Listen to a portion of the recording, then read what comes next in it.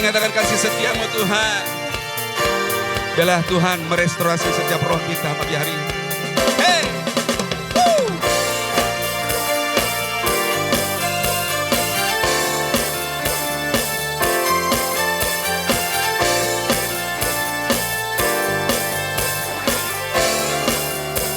Sama-sama katakan. Ku teringat kasih setiamu, pertolonganmu yang tepat waktu. Amin.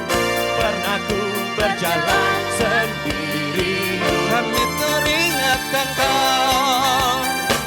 Ku teringat akan kebaikan. Apa saudara? sediakan segala yang ku perlu, Udah. berikan harapan yang baru.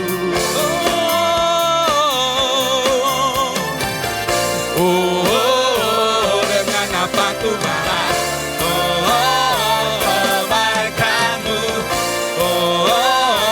Hidupku hanyalah bagimu.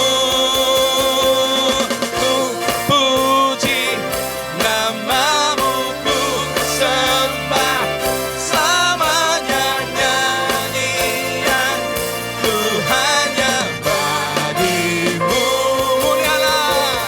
Mulialah namamu tinggi dan teragung, hidupku kan ku persembahkan bagimu,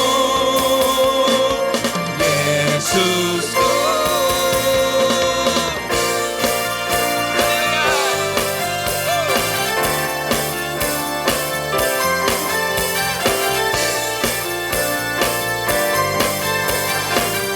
Mari jemaat katakan dengan ingat. Teringat kasih setiamu, Yes. pertolonganmu yang tepat waktu. Amin. Tak pernah ku berjalan sendiri, Kami ingatkan Engkau Tuhan pagi hari ini.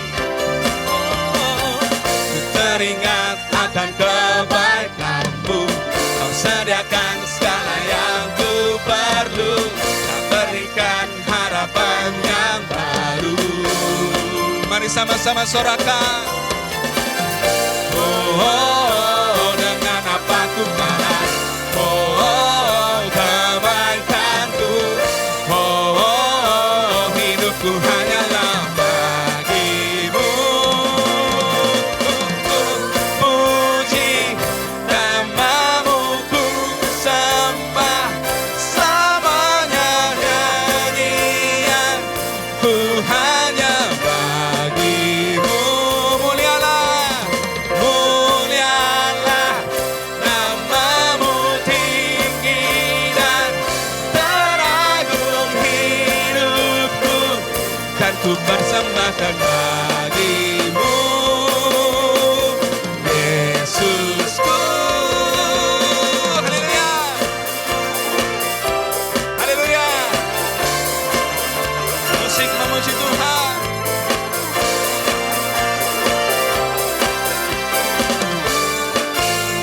One more time. Woo. Haleluya. Bertahtalah pujian umat-Mu Tuhan. Kami menyembah dan memuji Engkau Tuhan. Mari sorakan. Dengan apa ku balas? Kebaikanmu.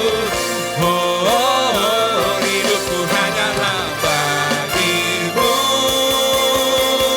Ku puji namamu, ku sembah selamanya nyanyian ku hanya bagimu. Mulialah namamu tinggi dan teragung, hidupku kan ku persembahkan bagimu, Yesusku. Haleluya.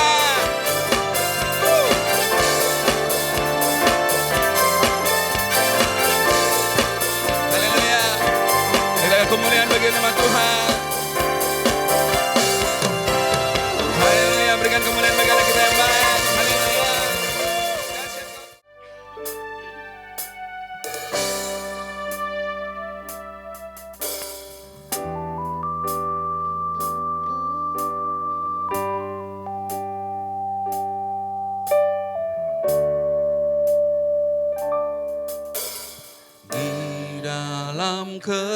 keresahan hatiku. Ku temukan cahaya dalam janji-Mu, dan kasih setia-Mu mengangkat hidupku dari jerat ketakutan dan kecemasanku.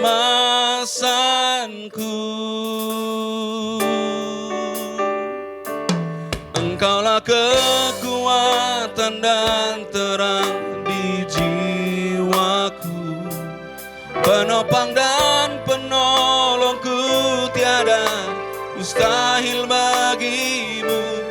Firman-Mu kemenanganku sampai selama-lamanya. Yang ku percaya hanya Engkau, Yesus Tuhan.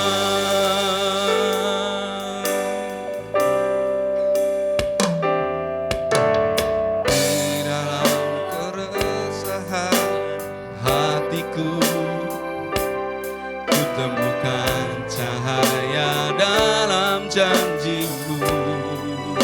Katakan dan kasih setia-Mu mengangkat hidupku dari jerat ketakutan dan kecemasanku.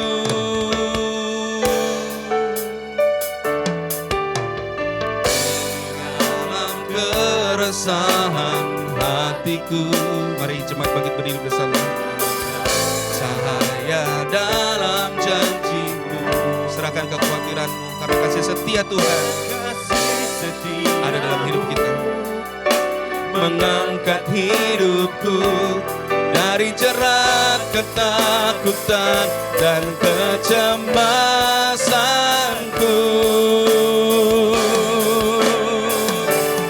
Engkaulah kekuatan dan terang di jiwaku, penopang dan penolongku, tiada mustahil bagimu. Firman-Mu kemenanganku sampai selama-lamanya.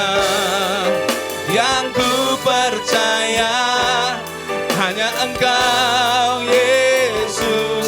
Engkaulah kekuatan dan terang di jiwaku, penopang dan penolongku, tiada mustahil bagimu. Firman-Mu kemenanganku sampai selama-lamanya. Yang ku percaya hanya Engkau, Yesus Tuhan.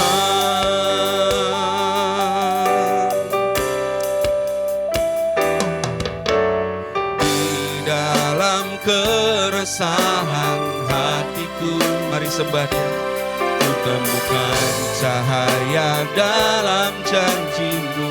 Biarlah kasih setia Tuhan cukup bagi kita.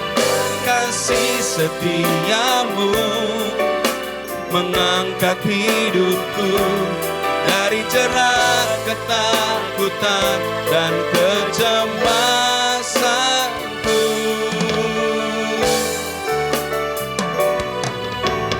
Di dalam keresahan hatiku, yes Tuhan, ku temukan cahaya dalam janji-Mu, dan kasih setia-Mu mengangkat hidupku dari jerat ketakutan dan kecemasanku. Engkaulah kekuatan dan terang di jiwa. Amin. Penopang dan penolongku, tiada mustahil bagimu. Firman-Mu kemenanganku sampai selama-lamanya. Yang ku percaya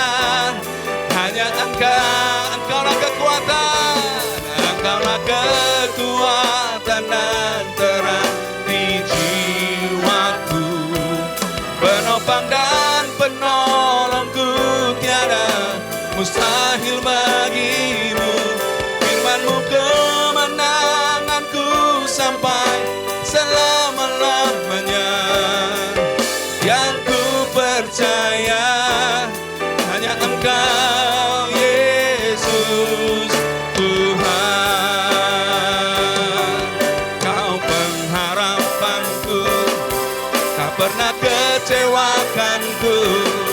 Kuasamu memulihkan hidupku.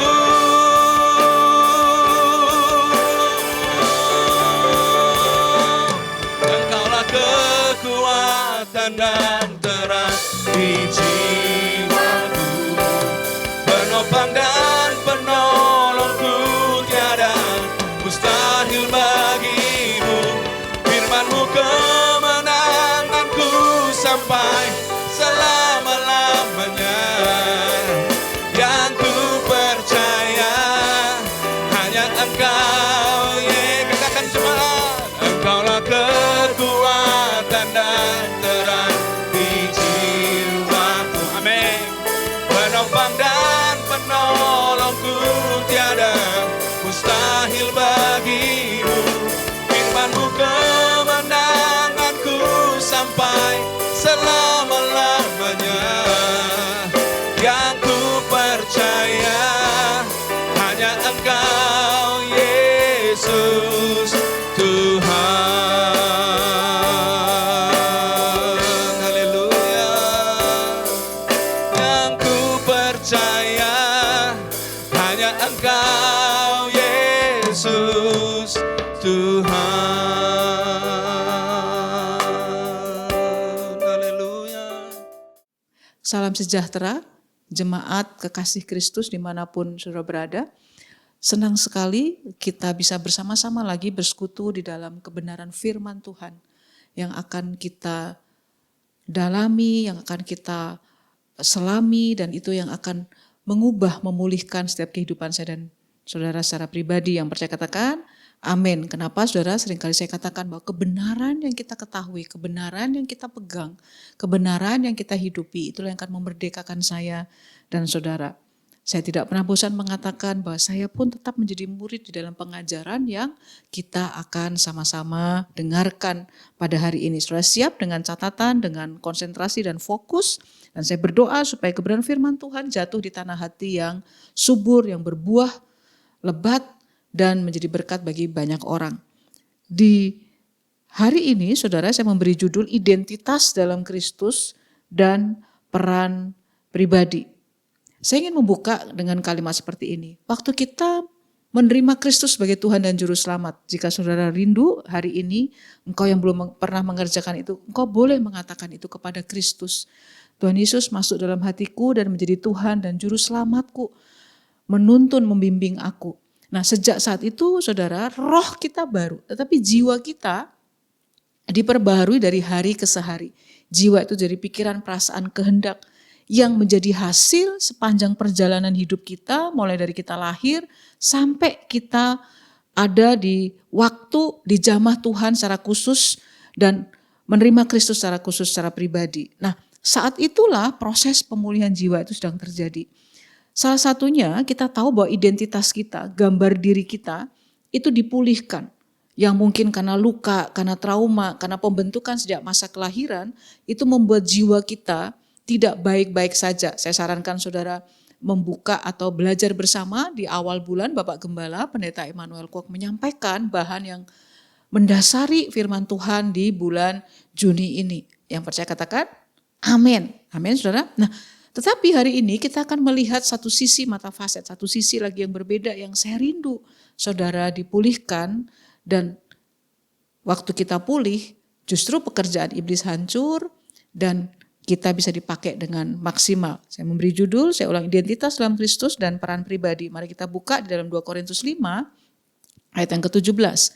Jadi perhatikan selalu kata-kata yang berwarna berbeda. Jadi siapa yang ada di dalam Kristus, ia adalah ciptaan baru, yang lama sudah berlalu, sesungguhnya yang baru sudah datang.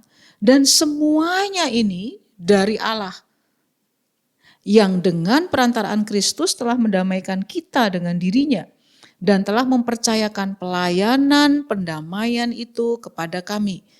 20 kita baca sama-sama, 2, 3. Jadi kami adalah utusan-utusan Kristus, seakan-akan Allah menasihati kamu dengan perantaraan kami.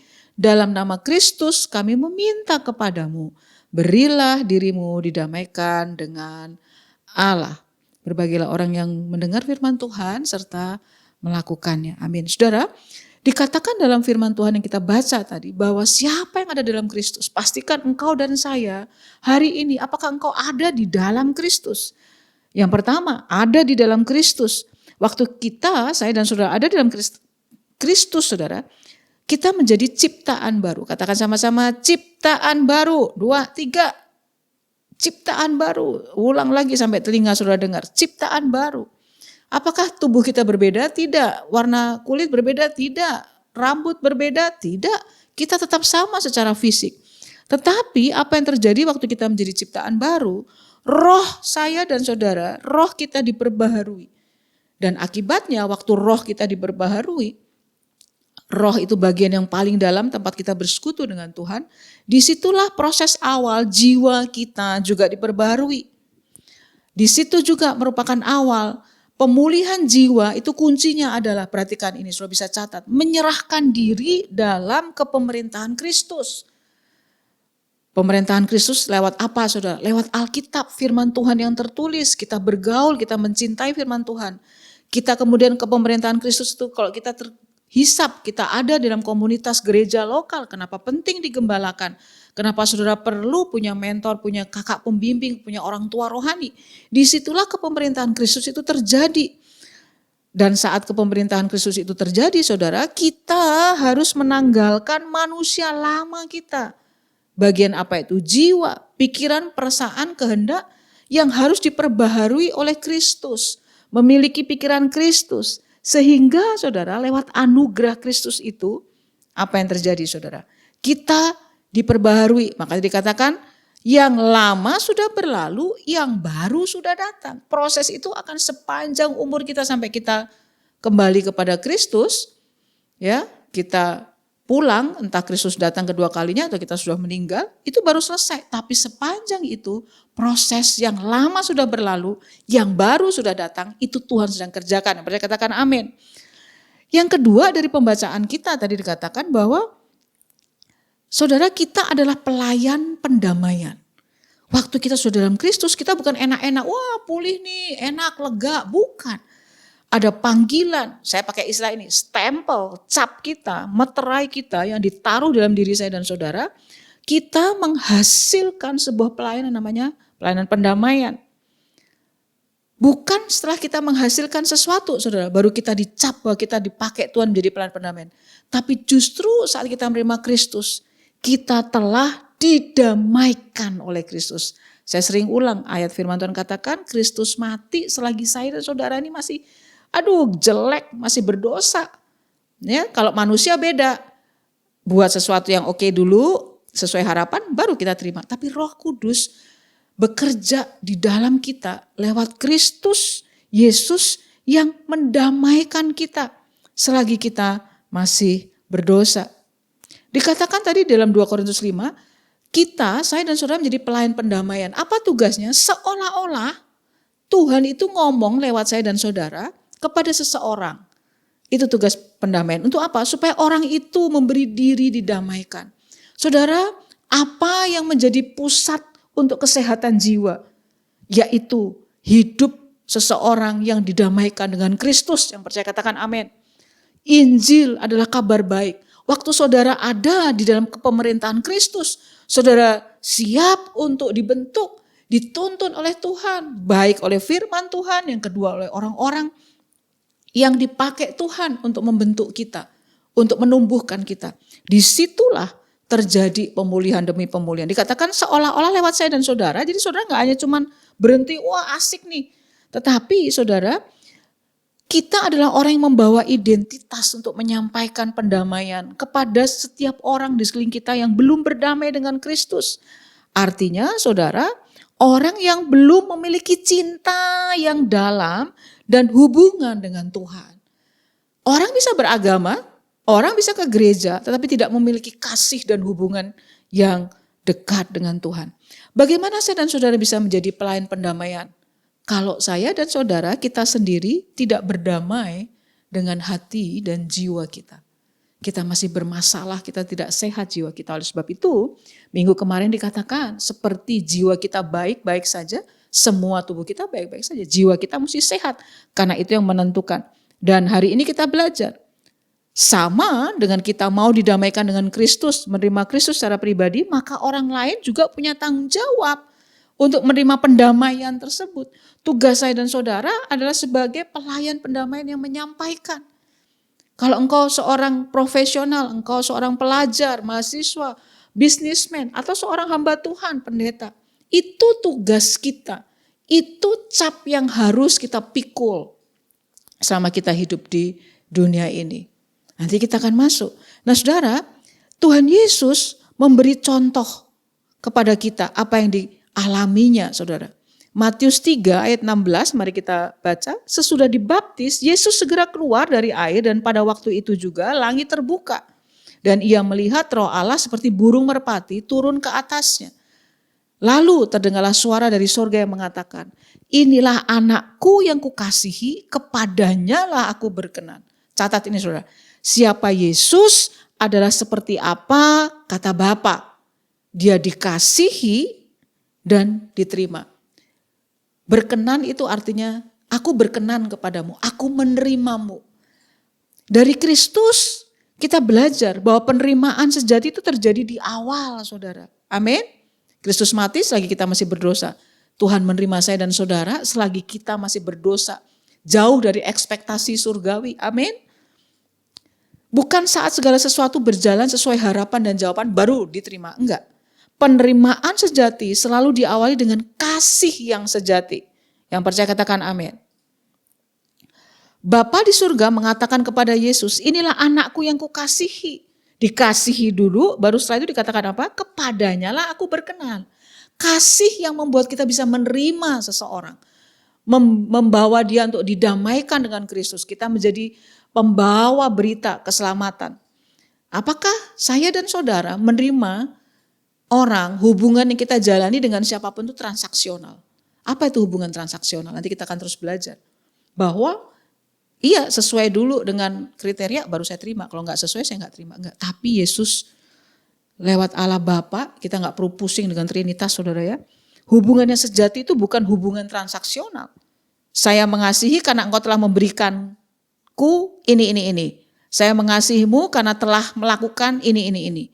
Saya mengasihimu, saya terima dengan engkau, saya mengalami hubungan yang indah kalau engkau memenuhi harapanku. Itu transaksional. Hubungan yang sejati itu lahir dari kasih. Seperti Kristus mati selagi kita masih berdosa. Apakah hubungan saya dan saudara, suami istri, orang tua dan anak, pemimpin mungkin, dengan orang-orang yang sudah pimpin, itu sifatnya transaksional. Kita perlu belajar kasih yang sejati itu akan mengubah seseorang. Saya tidak katakan bahwa orang bisa sembarangan dan oke, kamu terima saya dong, makanya saya apa adanya. Enggak saudara. Tetapi ini buat dari sisi seperti Allah kepada kita. Kenapa saudara? Kasih selalu memberi. Kasih selalu memiliki hubungan yang tidak transaksional. Apakah engkau masih memiliki hubungan yang selalu sifatnya transaksional? Nah, mari kita belajar dalam firman Tuhan, saudara. Saya boleh memakai kata sindrom Saul. Ya, apa yang dikerjakan oleh Saul? Ya, nanti kita belajar. Identitas saya dan saudara itu bukan kepada peran dan fungsi kita. Identitas saya dan saudara adalah Kristus. Kalau seorang hamba Tuhan, identitas kita bukan pada jabatan dan posisi kita. Kenapa banyak orang yang jiwanya tidak sehat? Karena mereka salah memakai pakaian identitasnya, memakai topi identitasnya. Padahal waktu Yesus belum mengerjakan apa saja yang tadi kita baca, maka dikatakan engkau anak yang kukasihi dan kepadanya aku berkenan. Dikasihi, saya dan saudara dikasih oleh Allah dan saudara diterima oleh Allah. 1 Samuel 18 ayat yang ke-8. Lalu bangkitlah amarah Saul dengan sangat. Terjemahan lain itu murka saudara. Dan perkataan itu menyebalkan hatinya sebab pikirnya kepada Daud diperhitungkan mereka berlaksa-laksa tetapi kepadaku diperhitungkannya beribu-ribu. Akhir-akhirnya jabatan raja itu pun jatuh kepadanya. Saudara, seringkali kita, saya dan saudara itu sama seperti Saul. Saul tahu bahwa Daud sudah dipilih untuk menjadi raja. Seringkali kita sama seperti Saul yang mau Daud mengalahkan musuh-musuhnya supaya kerajaannya hebat. Tetapi Saul tidak mau Daud jadi raja. Sama. Seringkali saya dan saudara juga mau Tuhan mengalahkan semua kesulitan kita. Tetapi kita nggak mau waktu Tuhan itu menjadi raja. Ya Tuhan itu hanya penolong saja ya. Jangan memerintah atas hidupku. Jangan suruh aku taat kepada firman. Jangan suruh aku mau dibimbing oleh katakanlah pembentukan atau pembimbingan rohani dalam komunitas gereja lokal. Saudara, kasih yang sejati itu juga membentuk.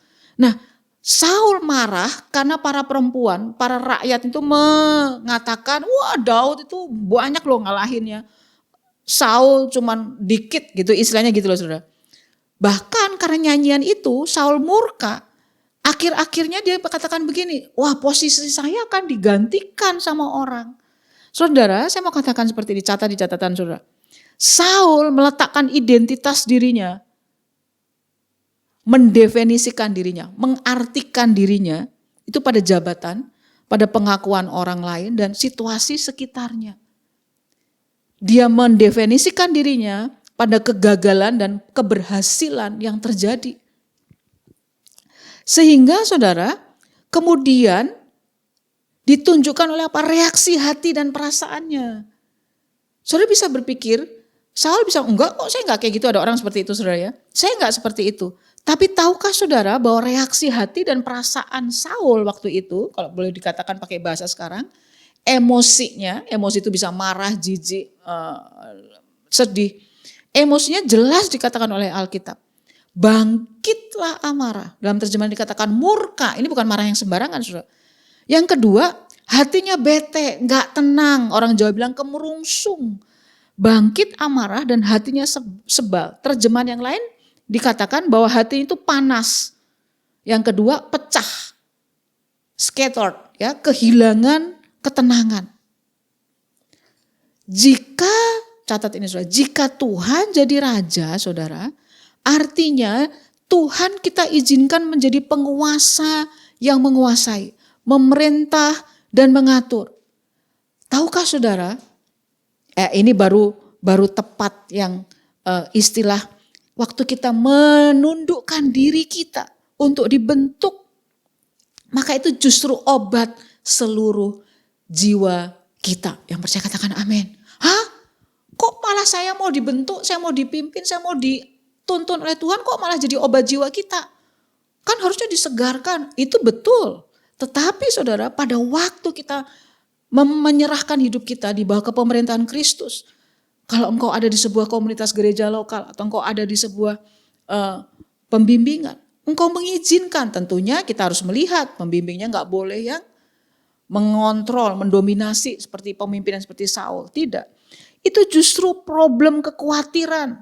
Ya hari ini kan ada tuh anxiety problem, anger management, apa segala macam tuh. Seluruh jiwa kita problem kekhawatiran, pengaturan amarah, harapan, ekspektasi yang tidak sehat itu mengakibatkan jiwa kita juga gak sehat. Kita belajar tentang di sini kini. Waktu kita mau dituntun oleh Tuhan, kita mengizinkan kekuatannya dialirkan. Kita punya iman, kita punya kesegaran di dalam hadirat Tuhan. Itulah yang menjadi obat jiwa kita, saudara. Saudara tahukah bahwa mindfulness di sini kini itu berasal dari kebenaran firman.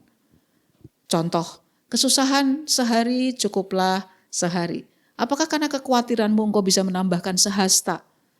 Itu sudah mengajarkan kita bahwa kita perlu punya perencanaan visi, mimpi yang ke depan jangan mati. Tapi kita perlu hidup dari sehari ke sehari dengan tanpa kekhawatiran. Kenapa kita perlu obat ucapan syukur saudara? Karena mengucap syukur itu obat bagi jiwa kita. Apakah engkau sudah mengucap syukur untuk hal-hal yang kelihatannya kecil? Terima kasih Tuhan buat keluarga yang kau berikan. Terima kasih buat gereja yang kau berikan. Saudara, kalau saudara dekat dengan saya pun, saudara akan melihat begitu banyak kelemahan dan potensi saya untuk menyakiti saudara. Amin saudara?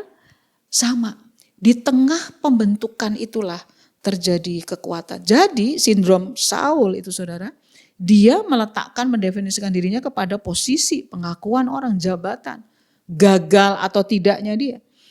Berikutnya saudara, sindrom anak sulung. Lukas 15 ayat 29. Tetapi ia menjawab ayahnya katanya, telah bertahun-tahun aku melayani Bapa dan belum pernah aku melanggar perintah Bapa. Tapi kepadaku belum pernah Bapa memberikan seekor anak kambing untuk bersukacita dengan sahabat-sahabatku.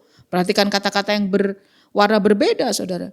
Anak sulung tadi itu saudara mendefinisikan dirinya berdasarkan melayani. Bagus melayani, bagus. Kita harus melayani dengan terbaik saudara. Tapi bukan itu yang menjadi pakaian identitas kita. Identitas saya dan saudara dalam pelayanan itu adalah Kristus. Melayani dan berkarya. Si anak sulung itu mendefinisikan dirinya untuk menjawab keinginannya sempurna itu performance minded. Menjadi perfeksionis. Apa itu? Hasil adalah ukuran. Saudara sedang berkhotbah kepada saudara, sampai hari ini Tuhan terus sedang memulihkan saya di bagian ini saudara. Ukuran diri anak sulung berdasarkan apa yang orang lain alami atau terima. Bayangkan, ya, sukacita kebahagiaannya bersumber pada faktor luar. Sahabat-sahabatku, orang lain. Dia terganggu, kenapa dia nggak tahu? Kalau saya boleh terjemahkan, kenapa dia tidak tahu sedang ada pesta khusus untuk adiknya. Yang mati, bahkan dikatakan dia sebenarnya sudah mati tapi pulang kembali. Sindrom anak sulung, kalau saya boleh pakai perkataan itu saudara, itu adalah problem emosi, problem jiwa yang tidak sehat. Yang merasa terancam dan terganggu saat dia tidak pada pusat sebuah kejadian. Apalagi kalau dia kurang informasi, dia nggak tahu, dia bukan sumber informasi. Tempat orang mendapatkan seluruh jawaban kehidupan, dia terganggu. Saya tadi dengan terbuka katakan, saya pun yang sedang berkhotbah, saya masih terus dipulihkan Tuhan. Dan di mana ada keterbukaan, di situ ada pemulihan. Saya tidak katakan bahwa kita sembarangan bekerja, berkarya, pelayanan, enggak. Tapi itu bukan identitas saya dan saudara. Bagaimana pada waktu kita pelayanan kita sepertinya tidak menghasilkan. Atau saudara ditolak oleh orang yang saudara layani atau saudara sedang tangani proyeknya. Ada orang stres, mental breakdown, orang kehilangan semangat hidup karena seolah-olah disitulah identitasnya. Anak sulung itu demikian saudara. Bayangkan dia ada di rumah Bapak, dia berpikir, kenapa saya nggak pernah dikasih apa-apa? Mendefinisikan dirinya berdasarkan pikiran, mengapa saya tidak menerima yang seharusnya saya terima? Ada tuntutan dalam hati yang menerus ingin selalu diisi. Saya harus diisi dong, saya harus didengarkan, saya harus diperhatikan. Contoh saudara, seseorang yang telah diberi dan diberi, tetapi satu kali atau dua kali tidak diberi atau tidak dijawab atau tidak dikabulkan permintaannya saudara, maka seluruh karya pemberian yang dia miliki selama dia ada tidak lagi dirasakan dan berarti. Izinkan Tuhan menjamah hidupmu jika kau ada dalam keadaan jiwa yang seperti itu. Karena engkau akan tidak sehat. Engkau akan sulit untuk bersyukur, engkau akan sulit untuk menghargai orang-orang di sekitarmu. Ingat saudara, keselamatan kita bukan karena pekerjaan baik. Ya, tetapi hanya oleh anugerah Kristus. Perbuatan baik itu harus, wajib. Karena itu diinvestasikan, Efesus katakan. Melakukan perbuatan baik untuk menjadi berkat bagi orang. Tetapi harus bersumber kepada Kristus. Katakan, hidupku harus bersumber pada Kristus. Bukan kepada kekuatan diri. Saudara belajar sesuatu sampai hari ini saudara. Kalau engkau ada di antaramu yang sedang belajar firman Tuhan, mendengar khotbah ini. Engkau ada dalam keadaan yang tertolak, engkau merasa gak nyaman. Ini firman yang engkau perlu makan dan telan dan izinkan Tuhan bekerja. Saudara, ada sebuah pertanyaan. Jadi saudara, dari beberapa tadi kisah, apa pakaianku, apa topiku? Apa yang saudara kenakan, apa yang saudara pakai? Kalau saya katakan pakaian, topi itu seperti peran, fungsi, jabatan, posisi saya dan saudara. Ada orang yang perannya jadi gembala sidang. Ada orang yang perannya jadi businessman. Ada perannya sebagai profesional. Ada mahasiswa. Apakah itu identitasmu? Jadi kalau itu hilang, maka engkau seperti Saul, engkau seperti anak sulung. Mari kita baca Mazmur 73. Daud mengajarkan kepada kita lewat ayat ini. Mazmur 73 ayat 26. Sekalipun dagingku dan hatiku habis lenyap, gunung batuku dan bagianku tetaplah Allah selama-lamanya.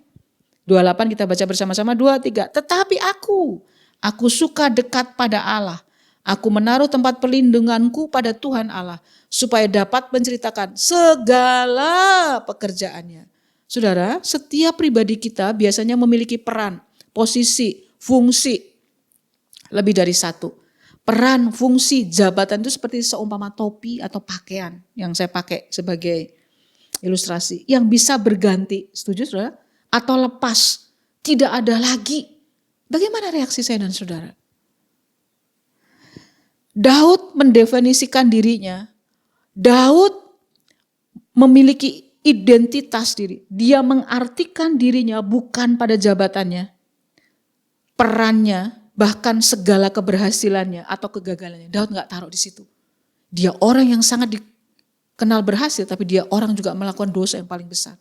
Daud menaruh identitas dirinya, saudara, mendefinisikan dirinya pada hubungannya dengan Tuhan. Yang percaya katakan, amin.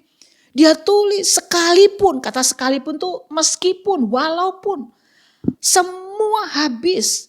Semua diambil, bahkan kesehatan itu kan daging, itu hati. Tapi dia bilang bagianku itu cuma Tuhan. Tetap saya mau nangis ngomong seperti ini. Sudah ada masa-masa dalam kehidupan saya, kehilangan banyak hal. Ditinggalkan, dirugikan, dikhianati.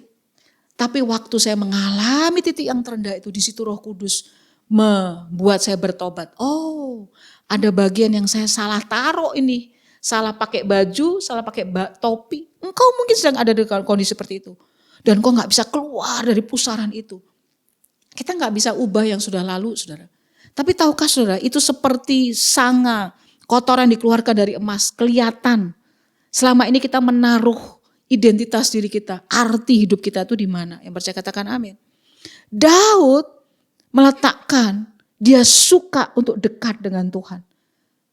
Pertanyaan saya, saat ini, apakah kedekatan kita dengan Tuhan menjadi tempat yang membawa kesegaran bagi jiwa kita dan yang menjadi sumber kesenangan hati kita? Hasil dari orang yang menaruh kesukaan dan rasa aman dipakai kata perlindunganku pada Tuhan Allah. Kepada Tuhan apa saudara? Di ayat berikutnya, supaya aku dapat menceritakan segala pekerjaan Tuhan. Artinya apa? Mengalami karya Tuhan, kuasa Tuhan. Kedekatan Daud salah satunya di dalam semua situasi, yaitu apa saudara? Menikmati pujian dan penyembahan pribadi kepada Tuhan. Saudara, apakah engkau menikmati pujian pribadi, penyembahan? Saya ada intermezzo sedikit. Ada banyak orang datang ke ibadah, masih puji-pujian, masih penyembahan. Saya rindu secara khusus jemaat Arauna, ayo di jam pujian penyembahan kita gak mau terlambat. Itu ekspresi kita kepada Tuhan. Angkat tangan, nangis, itu hal yang indah di mata Tuhan. Tapi tahukah saudara, orang-orang yang menaruh identitas dirinya, menaruh arti dirinya di dalam Kristus, itulah yang akan mengalami sehingga dapat menceritakan kuasa dan pertolongan Tuhan. Yang percaya katakan amin. Justru kita mengalami Tuhan. Nah saudara, Pendeta James Murray menulis tentang bagaimana memiliki identitas diri yang benar. Dan identitas diri kita itu harusnya di dalam Kristus. Secara cepat saudara, ada beberapa poin ya. Tanda identitas definisi diri kita itu tergantung pada peran dan posisi kita. 1, menganggap setiap masukan atau usulan yang berhubungan dengan peran kita, posisi kita itu sebagai serangan ke pribadi. Ya. Jika kita menganggap setiap masukan bagi peran posisi kita sebagai serangan, tuntutan, maka itu menunjukkan bahwa kita terlalu dekat, kita terlalu melekat dengan posisi dan jabatan kita. Padahal masukan yang membangun itu sangat berguna untuk pertumbuhan pribadi atau pertumbuhan di semua area kehidupan. Langsung jelepnya kena waktu kita mengalami atau kita menghadapi kritik atau masukan atau usulan, langsung. Itulah salah satu kriteria bahwa kita sedang terlalu melekat dengan peran dan posisi kita. Kita harus mendasarkan identitas diri kita kepada Kristus, bukan pada hal lain, bukan pada pelayanan, bahkan bukan pada peran, posisi, dan jabatan kita. Yang percaya katakan, amin. Yang kedua, tanda. Kecenderungan untuk menolak, kaku, serta tidak mudah terbuka. Merubah sikap dan jalan hidup. Aku nih sudah begini ini, Padahal itu akan mendatangkan kebaikan yang besar bagi pertumbuhan diri. Jika kita menanggapi masukan untuk perbaikan atau penyesuaian, untuk kita harus beradaptasi dengan sikap kaku bertahan, maka itu menunjukkan peran posisi kita menjadi sumber pengakuan, validasi yang mengisi kita. Saudara, kita harus mengutamakan hidup yang berbuah dan berdampak bagi orang lain dibandingkan mempertahankan selera dan kenyamanan diri. Waktu kau menghadapi ini kok kayak saya ya, artinya kau sedang melekat dengan topi dan pakaianmu.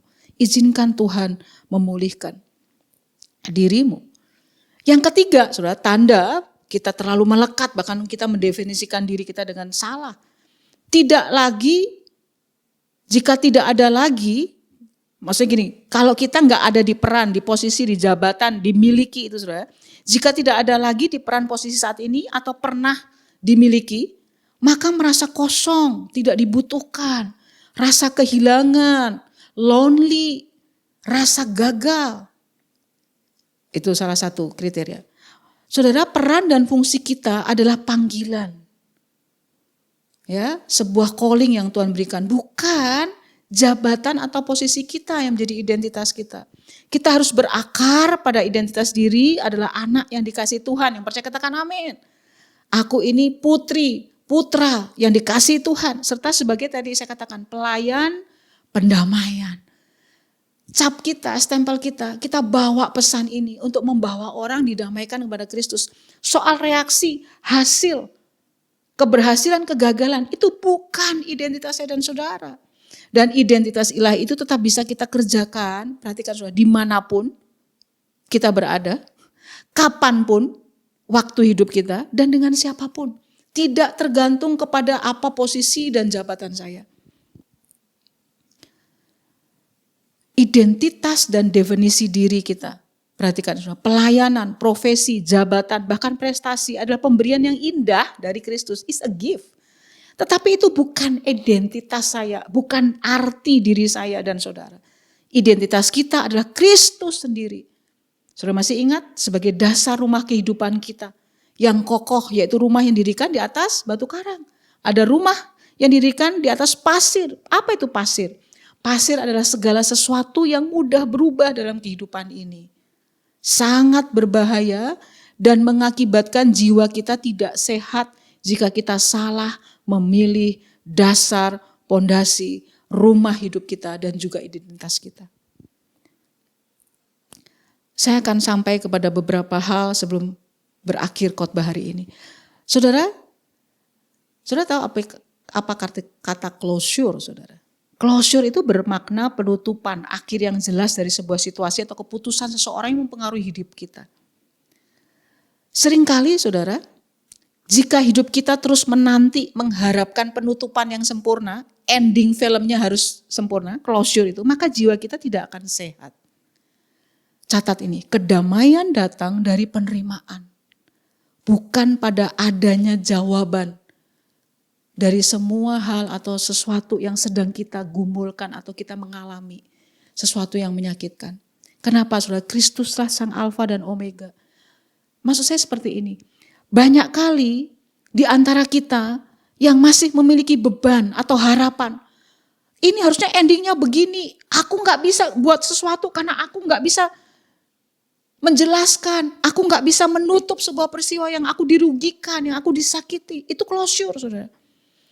Atas sikap seseorang yang masih tersimpan di hati.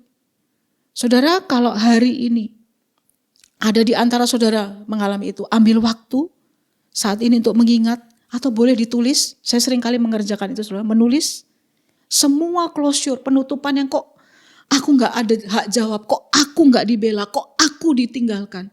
Saya tulis itu dan kemudian kertas yang berisi tulisan itu saudara-saudara robek, doakan itu, serahkan kepada Tuhan. Dia ada di tengah-tengah kita. Saya dan saudara adalah biji matanya Tuhan. Tidak tergantung apa situasi, tidak tergantung apa kata orang, apa prestasi dan kegagalan. Betul, kita harus melayani, bekerja, berkarya dengan sungguh-sungguh. Tetapi saya dan saudara adalah anak yang dikasihi Kristus dan pelayan pendamaian ada dalam hidup saya dan saudara. Mari kita baca Mazmur 139 dengan perlahan dan penghayatan. Sementara kita terus menyembah, saudara. Siapakah aku ini? Jadi biji matamu, Tuhan. Saudara baca ini untuk dirimu sendiri. Aku bersyukur kepadamu oleh karena kejadianku dahsyat dan ajaib. Ajaib apa yang kau buat dan jiwaku benar-benar menyadarinya. Tulang-tulangku tidak terlindung bagimu ketika aku dijadikan di tempat yang tersembunyi dan aku direkam di bagian-bagian bumi yang paling bawah. Matamu melihat selagi, ayat 16 kita baca sama-sama 2-3. Matamu melihat selagi aku bakal anak dan dalam kitabmu semuanya tertulis. Hari-hari yang akan dibentuk sebelum ada satupun daripadanya. Saudara kekasih, siapapun engkau hari ini, tahukah engkau bahwa saya dan saudara itu kejadiannya dahsyat dan ajaib. Tidak peduli proses pembentukan kita di kandungan ibu kita. Tidak peduli engkau tahu siapa orang tuamu, engkau lahir dari keluarga apa, tidak peduli. Tapi engkau dan saya itu dahsyat dan ajaib. Katakan sama-sama dahsyat dan ajaib. Bahkan saat kita bakal anak, belum jadi embrio, Tuhan udah kenal dan dia sudah tulis perjalanan hidup kita. Ingatkah saudara bahwa bejana itu bisa rusak di tangan penjuna? Ada masa-masa dalam hidup saya, bahkan setelah dalam Kristus, gelap, sedih, frustasi, marah, ditinggalkan, dikhianati. Tapi itu bukan definisi kita. Definisi kita adalah kita ada di tangan penjunan agung itu. Identitas kita yang sebenarnya bukan pada topi, bukan pada pakaian, jabatan, posisi, keberhasilan atau kegagalan. Tapi mari kita berkarya, pelayanan sungguh-sungguh. Saudara, waktu saya ngerti kebenaran ini, saya melayani dengan cara yang berbeda. Hidup menanggapi setiap luka dengan cara yang berbeda. Bahkan ada kesembuhan, kan saya yang paling tahu saudara. Di dalam jiwa saya, dari luka trauma yang Tuhan kerjakan. Waktu saya mulai menatap cermin bahwa saya ada di dalam Kristus. Mari kita tundukkan kepala dan berdoa. Ambil waktu untuk menyembah Tuhan. Siapakah aku ini Tuhan, jadi biji matamu? Tidak ada kita yang mengizinkan orang pegang kita punya bola mata. Kenapa? Itu bagian yang paling penting, bagian yang paling kita jaga. Sama, saya dan saudara itu diumpamakan biji matanya Tuhan. Tidak peduli engkau siapa, latar belakangmu. Kalau engkau sedang ada di dalam kesehatan jiwa yang tidak prima, mental jiwamu sedang sakit, mari datang kepada Tuhan. Izinkan Gembala Agung itu mengisimu. Izinkan dirimu ada di dalam sebuah komunitas, di sebuah tempat di mana punya support system, punya orang-orang yang mungkin gak enak karena sudah dibentuk, tapi itu justru sehat untuk jiwamu. Bapa di surga, sudah selesai berbicara, tapi firman Tuhan dan Roh Kudus akan terus bekerja. Mengunjungi, memeluk kami semua.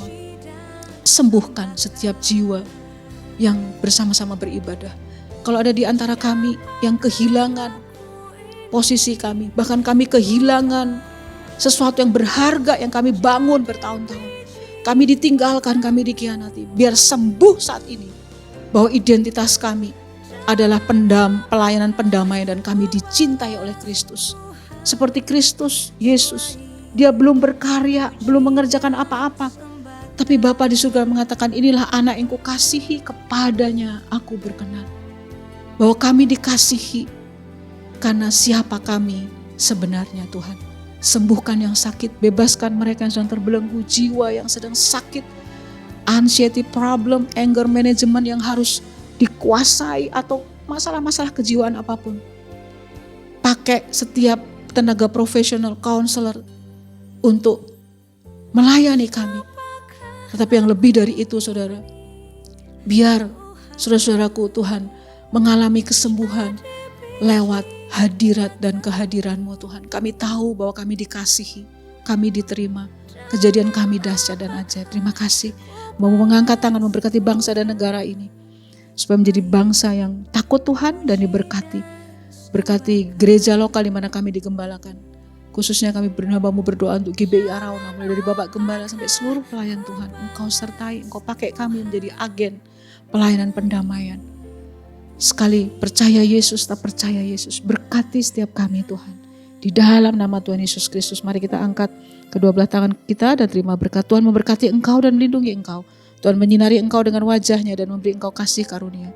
Tuhan menghadapkan wajahnya kepadamu dan memberi engkau damai sejahtera. Di dalam nama Tuhan Yesus Kristus yang percaya katakan, amin. Tuhan memberkati.